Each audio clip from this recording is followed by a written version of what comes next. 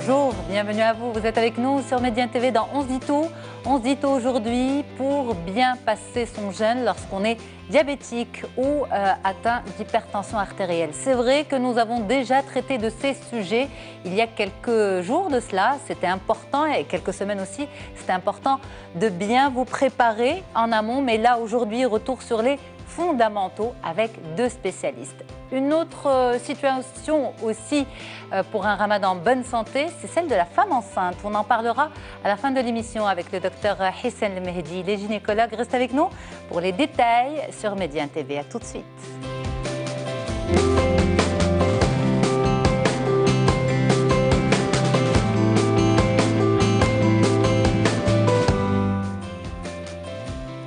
Diabétique, hypertendu, comment passer un ramadan en toute sérénité? Est-ce que c'est possible? Eh bien, ce sont des questions que l'on posera à Dr Saad Ouzid. Bonjour docteur. Bonjour. Vous allez bien? Merci beaucoup. Je rappelle que vous êtes généraliste Oui. à Casablanca. Oui. Et avec nous aussi le professeur Jaafar Heikel. Bonjour professeur. Bonjour. C'est un plaisir de vous retrouver. Également. Vous êtes président de la Société marocaine de nutrition santé environnement et vous êtes également professeur de médecine. Alors, pour les personnes diabétiques, pour les personnes hypertendues, docteur Ouzid, est-ce qu'un ramadan serein, c'est possible? Très possible. Très possible si on entend par là que tout diabétique consulte chez son médecin et qu'il fait tout en concertation avec son médecin. Et donc, on peut jeûner, mais surtout, il ne faut pas le faire tout seul. Il faut être accompagné par le médecin avec, bien sûr, des recommandations. Et maintenant, on a des études qui ont été faites, qui ont montré qui peut jeûner, qui ne peut pas jeûner. Justement, tout ça, on l'a fait en amont dans l'émission parce que les spécialistes insistent sur ce point, stabiliser, que ce soit son hypertension ou son diabète, adapter les traitements, adapter les heures de prise de traitement aussi. Oui, tout ça c'est possible. On le fait en concertation avec le médecin et le médecin qui vous connaît, pas un nouveau médecin parce que la majorité des Marocains, qu'est-ce qu'ils font? Ils restent jusqu'à la veille de Ramadan, ils vont voir un autre médecin parce qu'ils ont peur que leur médecin traitant leur dise de ne pas jeûner. C'est un constat? C'est un constat qu'on fait tous les jours. Et donc, on prépare le Ramadan avec les patients au plus 3 mois avant Ramadan. Oui. Et le médecin qui vous connaît, il saura, qui connaît le patient, il saura quand est-ce qu'il fait des hypoglycémies, quand est-ce qu'il va faire des hyperglycémies, sa variabilité glycémique pendant la journée, quand est-ce qu'il mange, quand est-ce qu'il faut manger, quand est-ce qu'il prend son traitement. Et tout ça fera que le diabète, ce n'est pas une maladie, mais c'est des maladies, c'est individualisé. Chaque personne est un cas, et chaque personne est un cas qu'on étudie. Avec, bien sûr, nous avons des guidelines et qui vont nous permettre de dire celui-là va jeûner en faisant moins mal à sa santé parce que, in fine, le plus important pour nous, c'est une bonne qualité de vie. Absolument. Pour toute personne, qu'elle soit malade ou non. C'est la qualité de vie et c'est la préservation des fonctions les plus importantes, vitales. Absolument. Le rein, le cœur, les artères, professeur va nous dire beaucoup de choses sur ça. Et donc, c'est très important que la personne ne change pas de médecin, qu'elle suive. Et si le médecin lui dit que c'est impossible, sache qu'on a tout fait pour qu'on puisse jeûner, mais que ce n'est pas possible. Parce que nous avons un contrat de préservation de la santé le plus possible pour la personne. Alors, docteur Ouzid, vous parlez beaucoup de personnes diabétiques. C'est la même chose pour les personnes hypertendues, professeur Heikel? Oui, je rejoins tout à fait ce que dit ma collègue. Il est très important que la personne qui soit hypertendue ou diabétique fasse en concertation avec son médecin une préparation plusieurs semaines avant. Ce n'est pas la veille de Ramadan, je rejoins parfaitement, il faut rester avec son médecin traitant. Les médecins généralistes au Maroc font un travail formidable, donc que ce soit le médecin généraliste ou le spécialiste, dans le public ou dans le privé. Il faut le faire en concertation. Pourquoi? Parce que le mois de Ramadan ou le mois de jeûne est un mois où il va y avoir des modifications physiologiques et des modifications de notre mode de vie et de notre rythme de vie. Notre mode de vie, notre rythme de vie, en fonction de sa maladie, ce qu'il faut apprendre avec son médecin, c'est un partenariat, c'est comment gérer ce mois. Il n'y a pas de règle d'or, et c'est pour ça que je rejoins ce que dit ma collègue. Chaque cas est un cas particulier. C'est pour ça qu'on recommande aux personnes diabétiques ou hypertendues d'aller en concertation avec le médecin. S'il faut ajuster la dose d'insuline, s'il faut ajuster la dose d'antidiabétiques oraux, s'il faut ajuster la dose de médicaments. On avait reçu pour cela justement professeur Abir, spécialiste en hypertension. On avait reçu pour cela aussi docteur Rendi Jamila pour le volet du diabète, et toutes les deux, en tant que grandes professionnelles de leur domaine, ont insisté sur l'importance de préparer en amont. C'est pour ça qu'on a fait. Et l'importance du cas par cas, en fait. C'est presque une prise en charge à la carte. Mais tout à fait. Il ne faut pas que les personnes prennent leur propre initiative en disant « Écoutez, moi je mange de toutes les façons, on va y revenir, je mange de cette manière, ou j'ai telle habitude dans ma famille, ou on va faire ça ». Pourquoi? Parce que l'adaptation des doses, ce n'est pas un jeu. L'adaptation des doses des médicaments et l'adaptation également du mode de vie et des risques. Aujourd'hui, les classifications internationales le démontrent. Il y a des situations dans lesquelles on peut jeûner normalement, des situations où on dit on va vous conseiller, nous les médecins, ce n'est pas nous qui prenons la décision. Nous sommes les conseillers, nous sommes déjà pour accompagner et comme l'a dit ma collègue, préserver la santé des gens. Des fois, on va leur dire vous ne devriez pas et des fois, on va leur dire vous ne devez pas. Vous ne devriez pas ou vous ne devez pas. Ensuite, libre à chaque personne, évidemment, de prendre la décision qu'il faut. Mais le médecin a un rôle fondamental donc de conseiller et il ne faut pas que le patient considère la décision du médecin comme étant une décision qui va à l'encontre de ses convictions religieuses ou personnelles. Absolument pas. Nous, on est là surtout pour préserver sa santé. Ok, alors justement, rappelons aux téléspectateurs et aux personnes malades pourquoi il a fallu stabiliser le traitement. Pourquoi a-t-il fallu justement faire cette prise en charge en amont avec le médecin? Mais écoutez, pourquoi? Parce que durant le mois de Ramadan, notre rythme alimentaire va changer complètement. On ne mange pas aux mêmes horaires, on ne mange pas les mêmes quantités. Il ne faut pas oublier que jusqu'à présent, quel que soit partout dans le monde, les meilleurs traitements du diabète et de l'hypertension maintiennent une chose très importante qui s'appelle les mesures hygiéno-diététiques. Quel que soit le stade de la maladie, les mesures hygiéno-diététiques sont fondamentales. Or, pendant le mois de Ramadan, notre rythme nutritionnel change complètement, notre mode de vie, notre qualité de sommeil, tout ça change. Et donc c'est pour ça qu'il faut préparer notre corps, notre physiologie, à une étape particulière pendant 30 jours et qu'il va y avoir des modifications. On ne mange plus aux mêmes horaires et surtout la quantité et le type de repas et le type de macronutriments, de protéines, de lipides ou de glucides. Parce que je vous apprends que pendant le mois de Ramadan, on passe de valeurs caloriques entre 2000 et 2500 calories. On attend des fois 4500 calories par jour pendant le mois de Ramadan. Pour une personne. Pour une vous personne. Dites bien. Voilà, pour une personne. Et malheureusement, dans certaines situations, eh bien, les personnes ne mangent pas correctement pendant le mois de Ramadan, ce qui peut avoir un impact négatif sur leur diabète ou sur l'hypertension. C'est pour ça que le médecin est le meilleur conseiller. Alors justement, vous dites, professeur Heikel, qu'une personne peut atteindre jusqu'à 4500 calories par jour. Oui. Est-ce qu'une personne, et on le sait, une personne diabétique ou une personne hypertendue, sa prise en charge est étroitement liée à son alimentation? Il y a les médicaments, et bien, il y a aussi l'alimentation, ce qu'elle mange. Est-ce que vous vous retrouvez avec des personnes que vous suivez, par exemple, dans ce cas de figure? Oui, vous savez, Ramadan, c'est particulier chez les Marocains. Hein, ceux qui dépensent une certaine somme, ils la multiplient par deux en ce qui concerne l'alimentation, rien qu'à l'alimentation, c'est-à-dire un budget, on multiplie par deux pendant Ramadan et c'est tout à fait normal pour eux. Et donc, ils mangent beaucoup de choses, ils ont la table... sont malades. Oui, même s'ils sont malades. Même s'ils sont malades parce que la famille ne suit pas. Parce que la famille, quand il y a une personne malade, eh ben, on fait une table qui est très diversifiée, beaucoup de choses, beaucoup d'alimentation, beaucoup de gras et beaucoup de sucre dedans, et pas assez de fibres. Et la personne, à ce moment-là, elle se retrouve jeûnant 18 heures, donc avec vraiment faim, avec une petite hypoglycémie qui se porte très mal, et avoir toute la diversification alimentaire qu'il y a, avec du gras et du sucre, il va manger, il va se goinfrer.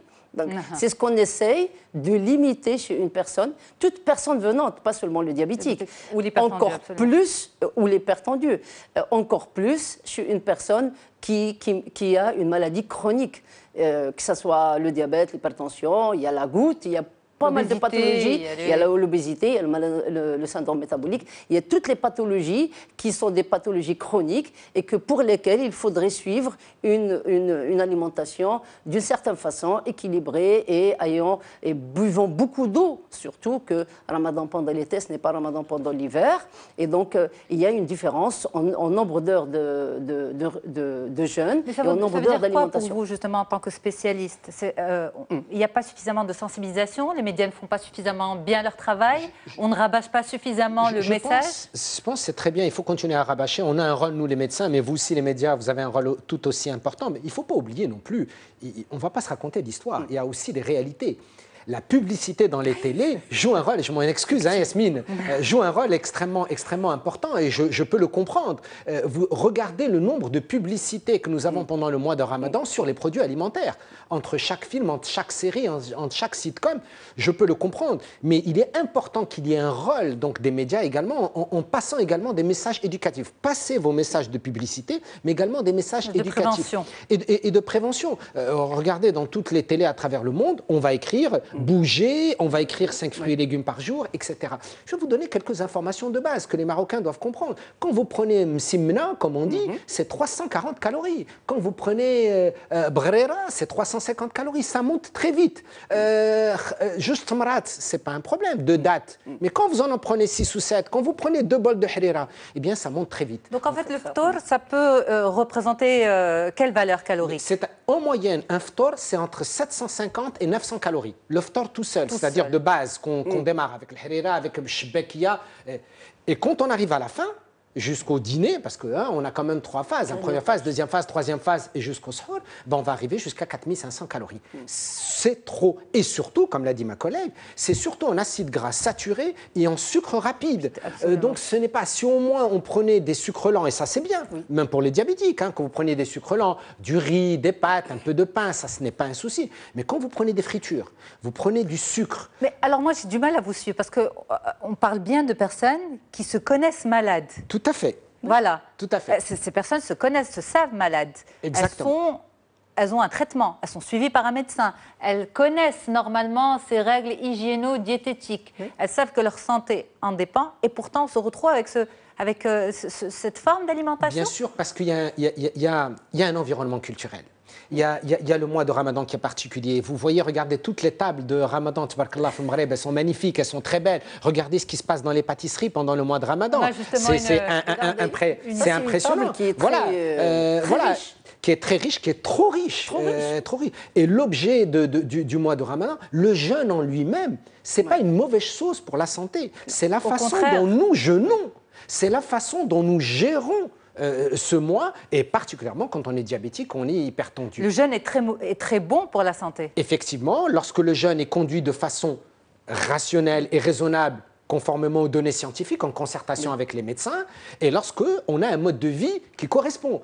C'est pas jeûner et ensuite le soir manger n'importe comment, et en plus de faire de l'exercice physique intense à 5h ou 6h de l'après-midi. On va revenir. Oui, mais on va en parler aussi, c'est important. Justement, on va partir sur le principe qu'on a une personne malade, on va dire, qui est bien disciplinée.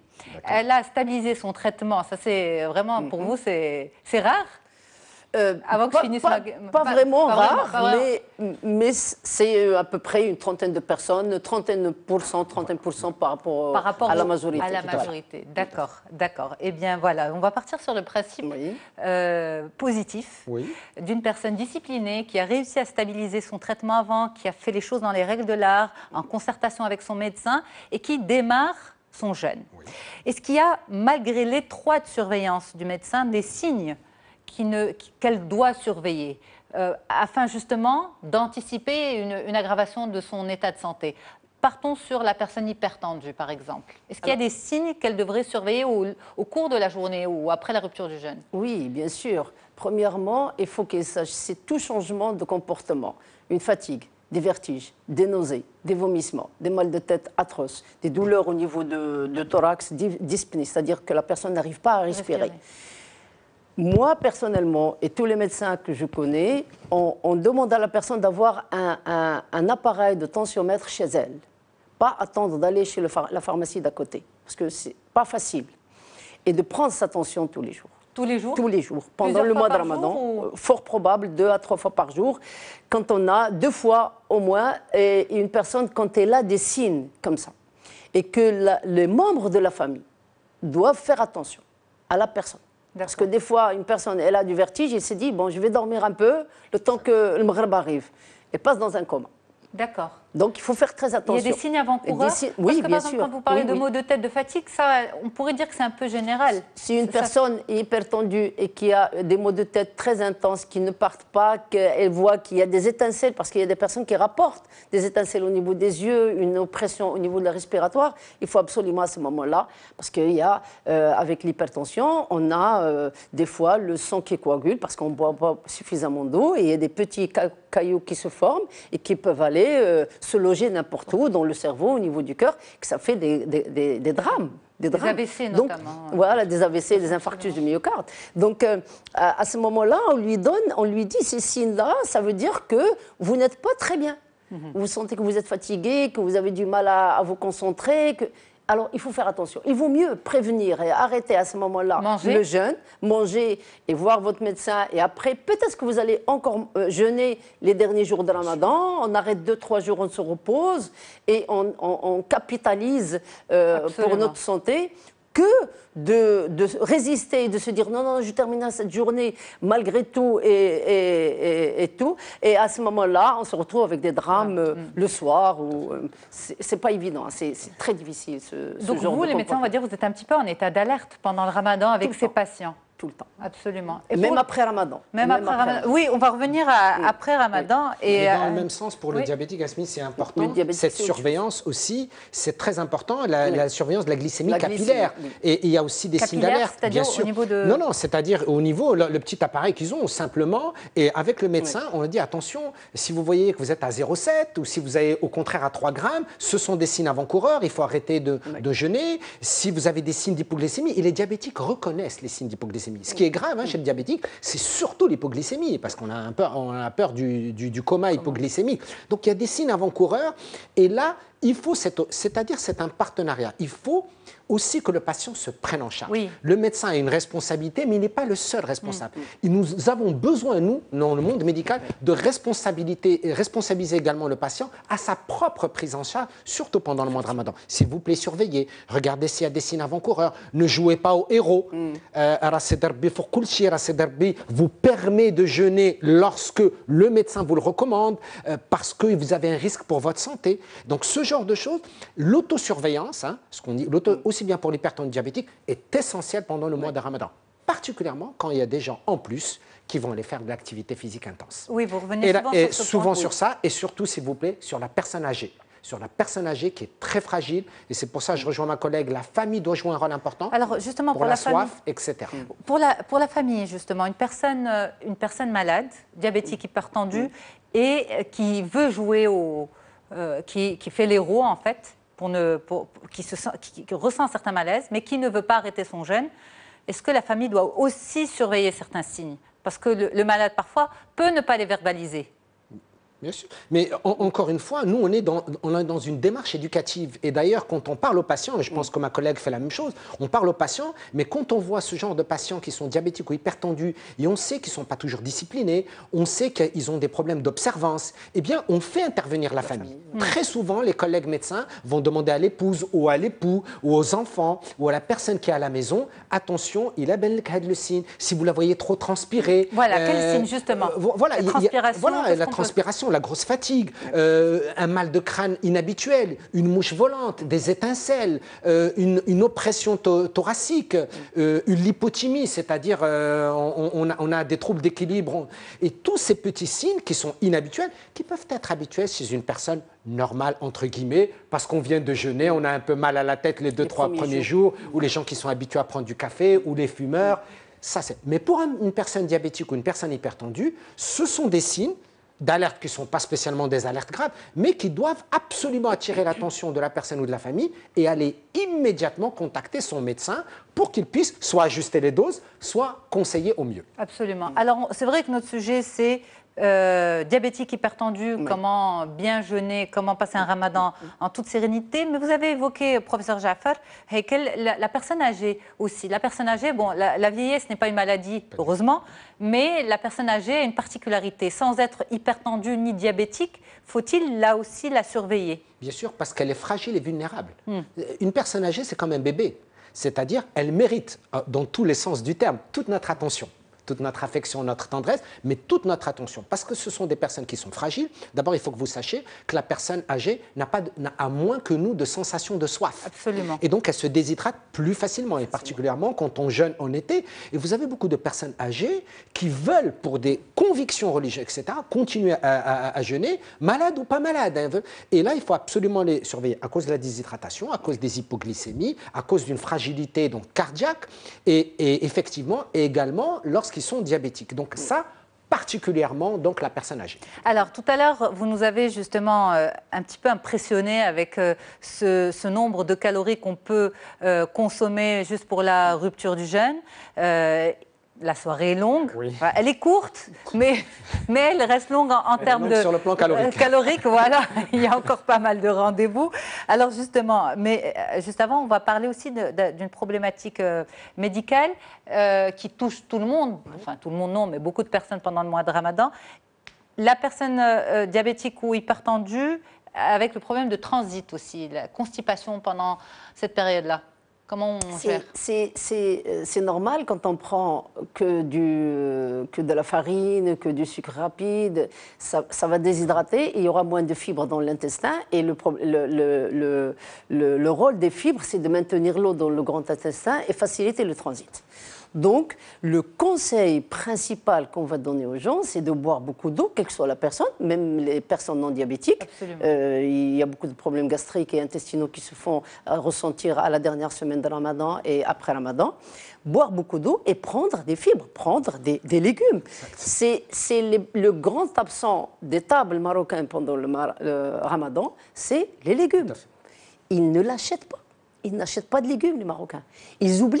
Ils vous disent, j'ai acheté les légumes la première semaine et je les ai balancés parce qu'ils se sont pourris et je n'ai rien fait avec ça. Vous entendez ça, docteur? Oui, c'est vrai, dans les cabinets, c'est-à-dire que c'est un constat, on va dire, scientifique. Oui. Et à ce moment-là, on dit aux gens, mettez une salade mettez des soupes de temps en temps, ne mettez pas seulement le harira et le hsoua. Faites-vous une petite salade en rentrant de Tarawih, mettez-vous une petite salade, une bonne salade avec des choses sympathiques et vous la mangez au lieu de manger l'eau et le thé. Échangez un petit peu de choses, faites rentrer ça, prenez conscience qu'il faut prendre des légumes pendant un ramadan. Et c'est des choses qui donnent résultat, des fois, avec certaines personnes qui prennent conscience de ça. Et surtout, il y a un comportement psychologique très particulier. On le voit dans les patients, quand on dit, mais on a l'impression que pour eux, les fruits et les légumes, c'est les autres mois de l'année. Là, ce mois, il faut se faire plaisir. Là, ce mois, c'est la fête, c'est notre bonheur, c'est autre chose. Et alors là, on est viande, on est poisson. Vous voyez, hein, il y a même des gens qui prennent des fritures de poisson. Des fritures de poisson, vous vous rendez compte? Il y a des gens qui... Alors justement, vous, en tant que médecin, vous, en tant que grand professionnel de la nutrition, vous dites des fritures de poisson, vous vous rendez compte? C'est-à-dire, mais pour les téléspectateurs, comment ils peuvent comprendre, on va dire, le danger de cette friture? Le problème n'est pas le poisson. Le poisson est une excellente protéine animale, au contraire. Mais grillé, on peut le prendre au four, on peut le prendre grillé. Les fritures, tout le monde le sait, ce n'est pas bon pour la santé. Et surtout quand c'est en excès. Parce que si vous le prenez de temps en temps, une friture, ce n'est pas un problème. Mais le fait de le prendre avec tous les autres acides gras qu'il va y avoir et tous les sucres rapides en même temps, après avoir mangé shbekia, après avoir mangé brewet, 2 bols de harira, et se faire une friture, et on se dit, non, les légumes, ça c'est pour les autres mois. Et alors que ce sont les aliments les plus importants, les fruits et les légumes, et comme l'a dit ma collègue, ce sont des fibres, et c'est ce qui explique la constipation et d'autres problèmes digestifs. Je vous rappelle que pendant le mois de Ramadan, sur le plan de l'incidence, c'est le mois où nous avons l'incidence des pathologies gastro-intestinales les plus fréquentes, toutes choses par ailleurs étant égales. Ça veut dire que sur le plan nutritionnel, eh bien, nous avons encore des améliorations à faire. Est-ce qu'il y a aussi des pics de consultation ou de diagnostic de diabète ou encore d'hypertension pendant ou juste après Ramadan? De déséquilibre, oui. De déséquilibre, mais de découverte. Des découvertes, oui. Vous savez que le diabète, ce n'est pas une maladie du jour au lendemain, c'est une maladie qui est à bas bruit pendant des années. Et il y a des gens qui restent sur 1,30, 1,20, qui ne ressentent rien, absolument rien, et qui vivent pendant 3, 4 ans. Et pendant le mois de Ramadan, parce qu'il change sa façon de manger, parce qu'il va manger le soir, et sachant que le pancréas est déjà fatigué, il a du mal à s'en sortir pendant la journée où il faut et le soir il doit dormir, mais on le fait travailler le soir, et donc ce pancréas, il va tilter, il va se dire, bon, basta, avec tout ce qu'on mange, et puis la personne va faire que sa glycémie, qui restait à 1,30, 1,40, qui était un petit peu élevé, mais pas beaucoup pour qu'il la ressente, va se déséquilibrer d'une façon brutale, et ça fait des acidocétoses et des personnes qui rentrent dans le coma et qui peuvent être hospitalisées pour acidocétose, pour coma diabétique. Acidocétose, c'est de l'acétone. C'est une matière qui est produite parce que, au lieu que le corps brûle les glucides par l'insuline, il va chercher, comme il n'y a pas suffisamment d'insuline, du pancréas. Voilà, du pancréas. Voilà, sinon c'est trop technique pour vous. Excusez-moi. Donc, de toutes les façons, il va former des corps cétoniques. Ces corps cétoniques sont délétères, ils sont toxiques pour le cerveau, pour les cellules, et la personne va rentrer dans un coma. Et à ce moment-là, on a des découvertes de diabète, c'est dommage. À des stades, malheureusement. À des stades. Et le Ramadan et après Ramadan, c'est un pourvoyeur de découverte de diabète qui était à bas bruit pendant des années. Eh bien, on va marquer une courte pause et on revient pour continuer cette discussion d'information et de grande sensibilisation. Ramadan Moubarak Saïd à tous nos téléspectateurs. On retrouvera également le docteur Hissam El-Mehdi pour faire le point sur une bonne grossesse pendant le mois de Ramadan. Restez avec nous pour les détails. Allez, on reprend cette discussion spécialement pour vous aujourd'hui avec une équipe de spécialistes. Je suis avec le docteur Souad Ouzit, généraliste. Merci beaucoup, docteur, d'être là. Et avec le professeur Jafar Heikel. Merci, professeur. Vous êtes président de la Société marocaine de nutrition, santé, environnement et vous êtes également professeur de médecine. Notre sujet avec vous, c'est un maximum de sensibilisation et de prévention pour les personnes souffrant de maladies chroniques telles que le diabète ou encore l'hypertension. Comment passer un ramadan en toute sérénité. Et docteur Ouzit l'a dit en démarrage de l'émission, oui, c'est possible, mais il faut justement se faire suivre, se faire accompagner et être conscient de son état de santé et de son importance. Alors, différents points ont été discutés au fur et à mesure de la première partie. On revient sur le sport. Professeur Heikel, vous avez beaucoup insinué autour de cette problématique. Sport mauvais ou pas pendant le Ramadan? D'abord, j'insiste beaucoup sur la notion, non pas de sport, mais d'activité physique. C'est très, très important. On ne demande pas aux gens de courir un marathon ou de faire une activité physique intense. Ce n'est pas bon pour la santé, surtout pour des personnes qui n'ont pas fait d'activité physique pendant toute l'année et qui attendent le mois de Ramadan parce qu'ils ont des heures libres de faire de l'activité physique intense. Il faut faire de l'activité physique modérée. C'est de la course, c'est de la marche, c'est de la natation. Quand je dis de la course, en footing, à petite foulée, de la marche, de la natation, un peu de vélo, marcher en plein air, mais pas comme ce qu'on voit un peu partout, des matchs de football, une activité intense dans les salles donc, de sport, et particulièrement chez les personnes qui sont diabétiques ou hypertendues, qui doivent en concertation avec leur médecin ajuster l'activité physique qui est adaptée. On ne peut pas faire une activité physique de n'importe quelle manière quand on est hypertendu et on n'a jamais fait de sport. Ce n'est pas possible. Il y a des risques pour la santé, il faut se concerter avec son médecin. La même chose pour un diabétique, et d'autant que pendant le mois de Ramadan, on est déshydraté, on est en hypoglycémie, et peut-être on n'est même pas préparé. Et donc, encore une fois, comme tout à l'heure pour le traitement, l'activité physique, Yasmine, c'est un traitement. La nutrition, c'est un traitement au même titre que les médicaments. Et ces traitements, ils doivent être pris à la bonne dose, au bon rythme, en concertation avec le médecin traitant. Ça veut dire quoi? Ça veut dire qu'une personne diabétique ou encore hypertendue peut faire de l'activité physique. L'activité physique n'est pas à proscrire pour la personne malade. Elle peut faire de l'activité physique, notamment pendant le mois de Ramadan, mais sous surveillance. Surveillance, il faut choisir les horaires. Par exemple, aussi, pendant la journée, non. Parce que après une activité physique, l'activité physique, on perd de l'eau. Donc il y a des déshydratations qui se font. Donc si on veut faire de l'activité physique modérée, on peut la faire après le ftour. Il y a des gens qui partent pour faire le tarawih.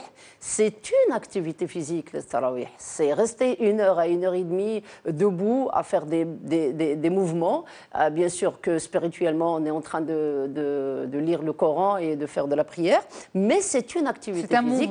C'est des mouvements qui sont très bien. On peut les faire. Ajoutant un tout petit peu, 1/4 d'heure quand on sort de la mosquée et marcher un petit peu au lieu d'aller à la maison directement, faire un petit tour d'1/4 d'heure et rentrer à la maison, c'est suffisant pour un diabétique et suivant l'âge, suivant la période, je dirais l'ancienneté de la maladie. Oui. Donc ça c'est une chose on peut la tolérer. Les gens qui font du sport à 5 heures d'après-midi, après une journée de travail, à cette période de l'année où la température est au-delà de 30, à Casablanca, il est à 30, à Marrakech, il est à 50. Donc c'est très déshydratant comme activité et qui est pourvoyeuse de beaucoup de problèmes de santé. Et on n'en a pas besoin. On ne fait pas du bien à son corps en faisant de l'activité physique intense à ce moment de la journée. Très bien. L'alimentation, cette fois-ci, l'idéal pour une personne diabétique ou pour une personne hypertendue, une rupture du jeûne qui devrait se passer comment, professeur Heikel? Alors, d'abord, une chose importante, la meilleure boisson, c'est l'eau. Oui. Je pense qu'il ne faut pas oublier ça, c'est un fondamental. L'eau, un verre d'eau, un bol de soupe, 2 dattes, au jus shrehat, 2 figues sèches, 2, mais 2. Pas 10.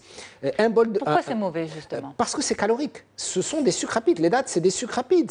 Donc, il ne faut pas en manger surtout parce que... C'est du sucre rapide comme le chocolat? Ben, bien sûr, mais sauf que le chocolat, en plus, il y a du gras. Il y a du sucre et du gras. Le chocolat, il y a les deux. Je sais que vous aimez le chocolat, mais ça, il y a les deux, là. Voilà. Mais les dattes, c'est calorique. Donc, 2 dattes, c'est bien, avec un verre de lait, de l'eau, un bol de soupe, et surtout, après...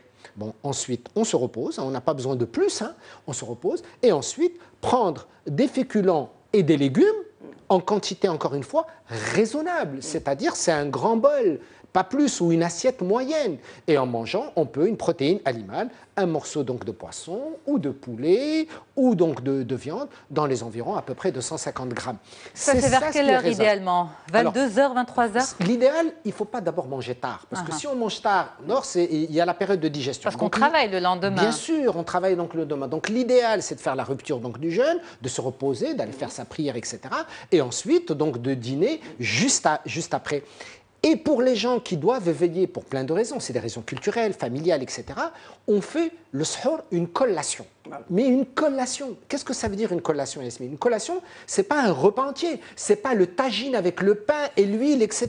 Et on voit malheureusement des gens, les sahur, c'est le tagine, c'est le brer, c'est le bed belkhli, c'est pas ça qui tient d'ailleurs. Mais absolument pas. Qu'on ait besoin donc de féculents ou par exemple un fruit et un produit laitier, ça c'est une collation qui est raisonnable. Mais aller dans le tagine, aller dans le pain et aller dans l'huile, ça c'est... Prendre un morceau de pain avec du fromage, ça c'est raisonnable.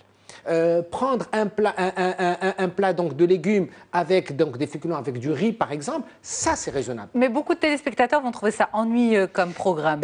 C'est pas ennuyeux. Vous pouvez... je pense qu'il y a tellement une richesse dans la cuisine marocaine. La cuisine marocaine est une cuisine exceptionnelle. Il y a de la richesse, il y a tous les condiments, il y a toutes les épices qu'on peut mettre, il y a toute notre intelligence. On peut manger un bon tagine marocain aux légumes sans spécialement mettre une piscine d'huile. Oui. Excusez-moi, on peut le faire. Nous ne sommes pas obligés toujours de manger des tagines avec de la viande. On peut manger un tagine aux légumes. Oui. On peut manger un couscous aux légumes. Ce n'est pas interdit, même chez le diabétique. Oui. Mais ce qui est interdit, entre guillemets, c'est les quantités qui ne sont pas raisonnables. C'est quand on mélange trop de gras et de sucré. Vous pouvez manger... Il y a plein de salades marocaines qui sont merveilleuses. La tomate, les poivrons, les oignons. Ça, ce n'est pas... Il y a beaucoup de fruits au Maroc, de super fruits. Mais vous n'êtes pas obligé... Une nuance par rapport aux fruits. Mais on n'est pas obligé de manger 5-6 fruits. Voilà, vous pouvez manger une pomme, une poire, ou une pomme et des fraises, ou manger... Mais professeur Heikel, par exemple, rupture du jeûne avec, vous avez dit, 2 dattes ou 2 figues sèches. Oui. Très bien. Après, est-ce qu'une personne... Et un bol de soupe. Oui. Il y a un bol de soupe, il y a un verre de lait. Mais une personne qui fait de l'hypertension, du diabète, pardon, est-ce qu'elle peut prendre un fruit après? Est-ce qu'il n'y a pas déjà suffisamment de sucre? Si, c'est possible. Si, bien sûr. C'est mieux que le jus. Bien sûr.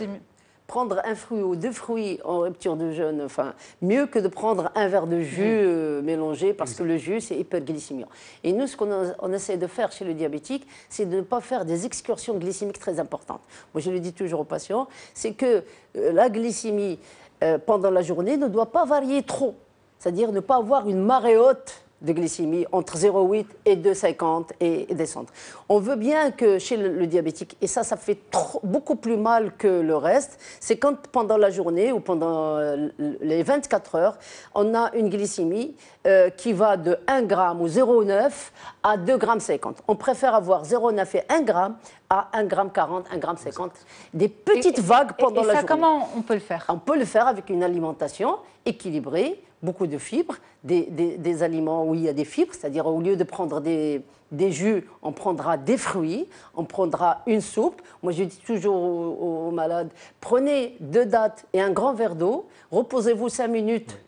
Allez faire votre prière, faites quelque chose et revenez. Le temps que votre corps va absorber cette eau et ces glucides, il va réduire l'hypoglycémie et le corps va être désaltéré. Et à ce moment-là, prenez votre soupe, vous aurez le temps de réfléchir à ce que vous allez manger.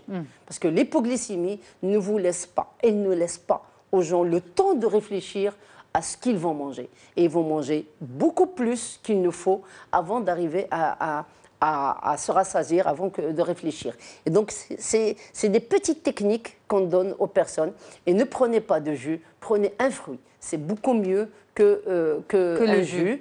Et après, allez faire autre chose. Prenez beaucoup d'eau, de l'eau, parce qu'il faut de la flotte, il faut beaucoup d'eau. Et puis après, 2 heures après, vous pouvez prendre, après un repas. le tarawih, vous pouvez prendre un petit tagine, mais il est soft. Un tagine soft, marocain pur, avec ce qu'il faut comme diment, et le sahur, un petit morceau de pain, comme un bol petit de déjeuner, riz, en fait. Voilà. Comme un petit déjeuner. oui, ou un café, un thé, beaucoup plus, je préfère du lait, un fruit et un féculent. C'est beaucoup mieux.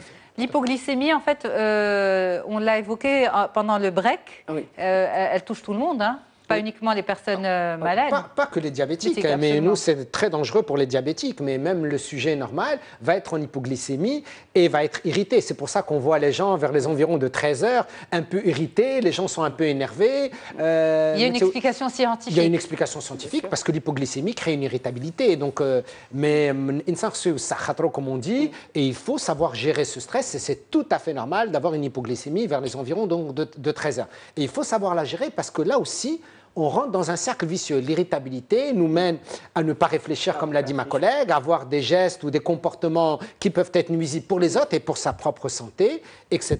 Donc c'est un cercle vicieux qu'il faut absolument rompre. Comment ? En le gérant, donc de façon gérant, c'est un stress, hein, c'est un stress, l'hypoglycémie est un stress qu'il faut gérer de façon intelligente. Et il faut gérer de façon intelligente, en amont aussi, en amont avec l'alimentation et le bon sommeil. On finit sur ça. En un mot, docteur Ouzit, le sommeil.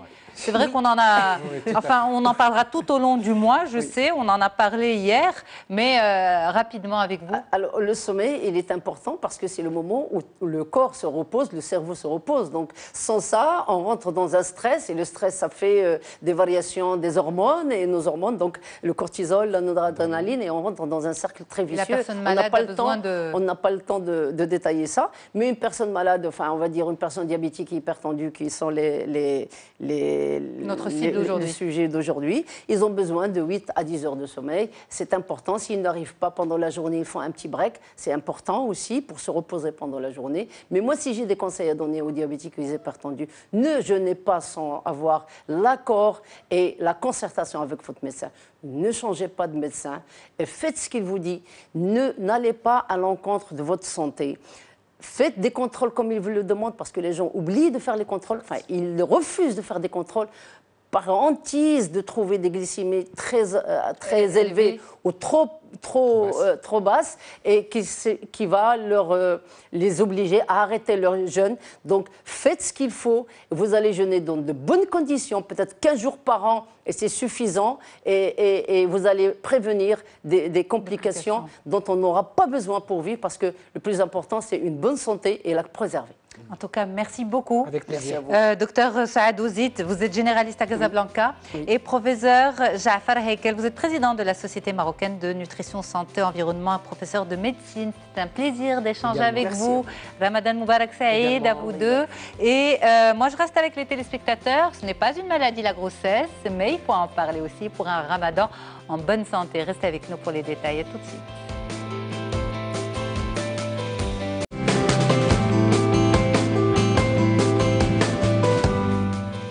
Et donc là, je suis avec vous, docteur Hissène El Mehdi, pour notre interview santé. Merci, docteur, d'être là. Ramadan Moubarak Saïd.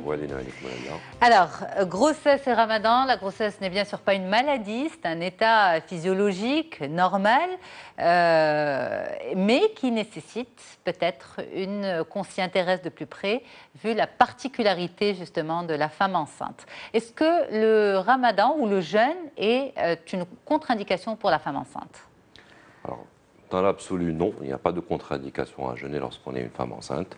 Mais par contre, il y a certaines indications des fois où dans des grossesses qu'on appelle à haut risque, où la femme, il lui est interdit de jeûner. Donc, et pour les femmes chez qui il n'est pas interdit de jeûner, il y a certaines précautions à prendre pour passer un ramadan sans complications. Très bien. Donc, on va essayer de voir pour qui c'est complètement contre-indiqué. Chez ces femmes qui ont une grossesse ou des grossesses à haut risque, ça veut dire quoi, à haut risque? Alors, il y a les grossesses à haut risque, ce sont des grossesses auxquelles on greffe certaines pathologies. Et surtout, il y en a deux qui peuvent poser des problèmes, surtout les grossesses avec diabète. D'accord. Que ce soit un diabète gestationnel, c'est-à-dire induit par la grossesse, ou alors un diabète préalable à la grossesse, ou alors des grossesses avec des hypertensions artérielles, où des fois les femmes sont obligées de prendre le traitement de façon continuelle pour pouvoir garder la tension basse pendant ça. Donc ça pose ce problème-là. Alors justement, malheureusement, parfois, un diabète ou une hypertension peuvent se déclarer pendant la grossesse même. On parle alors de diabète gestationnel ou de prééclampsie. Hypertension artérielle gravidique. À ce moment-là, c'est un arrêt du jeûne automatique? Oui.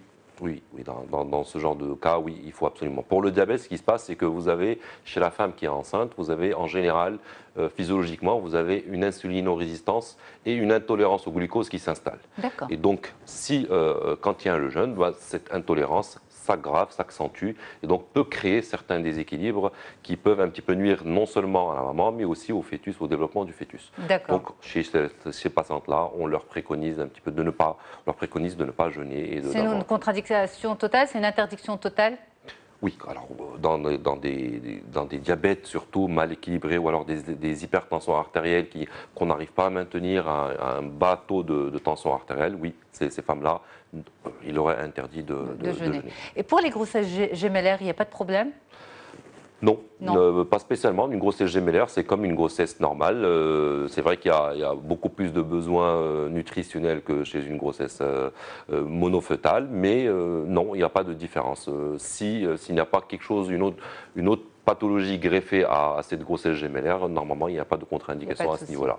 D'accord. Alors, on va essayer de voir justement ces indications, ou plutôt ces conseils particuliers à la femme enceinte pour passer un ramadan en bonne santé. Ça commence par quoi pour vous, docteur?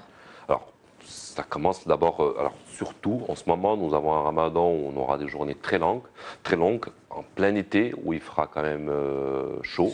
Et donc, il y aura un problème surtout d'hydratation. Et donc la femme, lorsqu'elle jeûne, son souci après la rupture du jeûne, c'est surtout se réhydrater. Et donc en général, il y a 3 repas après la rupture du jeûne. Donc vous avez le ftor, où normalement c'est là où l'organisme essaie d'assimiler le manque de réhydratation qu'il a eu. Et donc il faut à ce niveau-là prendre un maximum de liquide et un maximum de boissons fraîches pour pouvoir se réhydrater et maintenir cet équilibre de réhydratation. Et puis vous avez le deuxième repas où en général c'est là où la femme doit faire attention. C'est-à-dire c'est un moment où l'organisme commence un petit peu à stocker. Et puis le repas le plus important, à mon avis, c'est surtout celui avant la reprise du jeûne. C'est là où elle doit... C'est le suhoor, exactement. C'est là où elle doit vraiment prendre les choses de façon équilibrée et que pour pouvoir avoir des réserves et pouvoir passer ça le lendemain matin, le lendemain, la journée tranquillement. Très bien.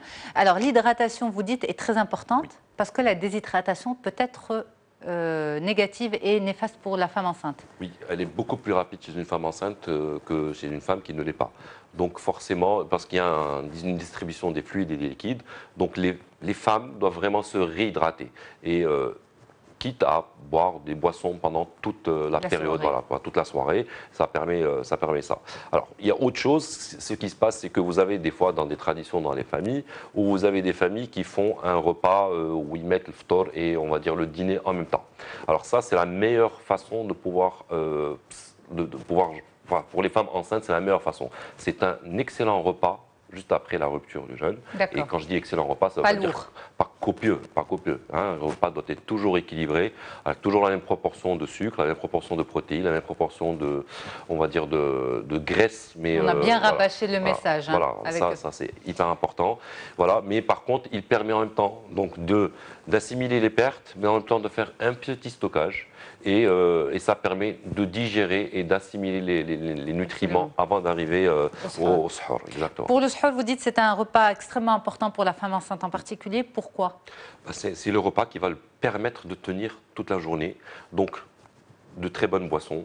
Un repas équilibré, je le répète encore, mais un repas équilibré, c'est ce repas-là qui permettra d'avoir les réserves pour pouvoir passer une journée convenable. Très bien. Alors par exemple, il y a quelques instants avec professeur Heikel et docteur Ouzit, on parlait de la personne diabétique et de la personne hypertendue, mais de façon générale, ils ont bien insisté sur le repas du suhoor, en faire une collation ou en faire une forme de petit déjeuner. Pour la femme enceinte, c'est différent pour vous? Ça devrait être un vrai repas? Exactement, ça doit être vraiment un vrai repas. C'est vraiment, quitte à sacrifier le repas, le dîner, quitte à sacrifier le dîner, mais ce repas-là est vraiment important. C'est celui qui permettra de passer, enfin, de ne pas avoir faim ou alors de ne pas se déshydrater au cours de la journée. C'est vraiment le plus important chez la femme enceinte. D'accord.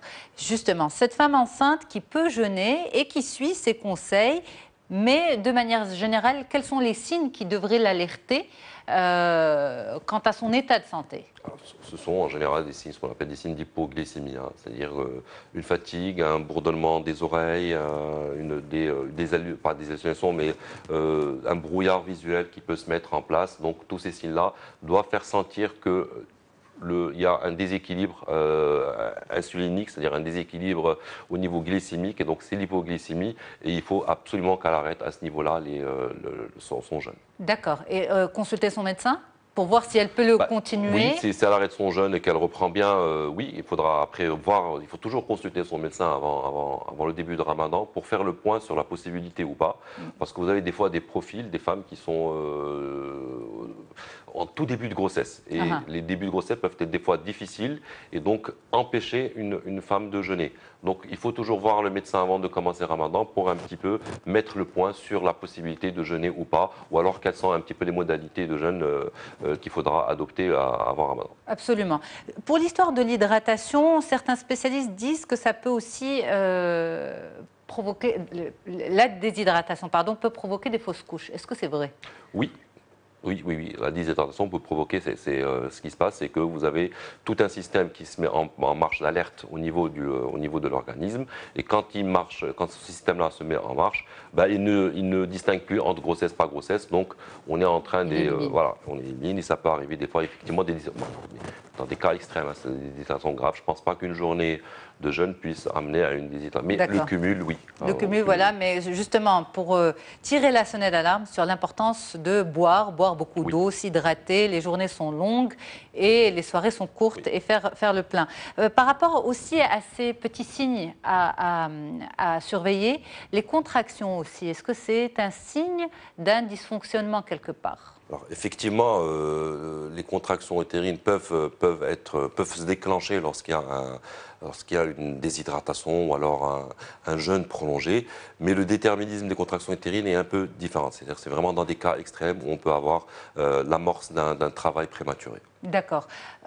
Il nous reste quelques minutes. Si on peut rapidement rappeler les signes du diabète gestationnel, docteur Hissem. Alors, les signes du diabète gestationnel, il n'y a pas de signes, il n'y a que des signes du diabète compliqué qu'on peut trouver. Mais le diabète gestationnel est un diabète qui doit être diagnostiqué, dépisté. Okay, c'est quelque chose qu'on fait entre 24e et la 28e semaine chez la femme enceinte, ce qu'on appelle par une hyperglycémie provoquée par voie orale. C'est le nouveau test de l'OMS qui a été préconisé. Et c'est à ce niveau-là où on diagnostique est-ce qu'il y a un diabète de la grossesse ou pas. Et c'est là où on met un régime spécial pour les femmes pour qu'elles puissent avoir une fin de grossesse sans complications. Par contre, il y a les diabètes où vous avez des femmes qui sont diabétiques avant la grossesse, celles-là, elles se connaissent, elles se savent. Voilà, elles se savent. Ou alors, des fois, on les dépiste en tout début de grossesse. On demande des glycémies à jeun en tout début de grossesse et on les dépiste. Et là aussi, donc, on met un traitement. En général, c'est de l'insuline pour pouvoir un petit peu réguler ce diabète-là. Et les premiers signes de l'hypertension chez la femme enceinte? Alors, les premiers signes de l'hypertension chez la femme enceinte, ce sont des céphalées, c'est-à-dire des maux de tête, des bourdonnements d'oreilles, des sifflements. Des fois, vous pouvez avoir une rétention d'eau, donc l'apparition d'œdèmes des membres inférieurs qui peuvent être importants. Et donc, ces signes-là doivent alerter et faire consulter la patiente chez son médecin traitant. Eh bien, en tout cas, merci beaucoup pour toutes ces explications, Dr Mehdi Hissène. Vous êtes gynécologue à Casablanca. Ramadan Moubarak Saïd, une nouvelle fois, à vous et à tous nos téléspectateurs, avec beaucoup de santé, de sérénité et de paix. Merci beaucoup à vous pour votre fidélité. Un grand merci à toute l'équipe qui m'a accompagnée pour la réalisation et la diffusion de cette émission à Tanger et à Rabat. Je vous retrouve très vite sur Médien TV et sur les ondes de la radio du Grand Maghreb. À bientôt. Au revoir.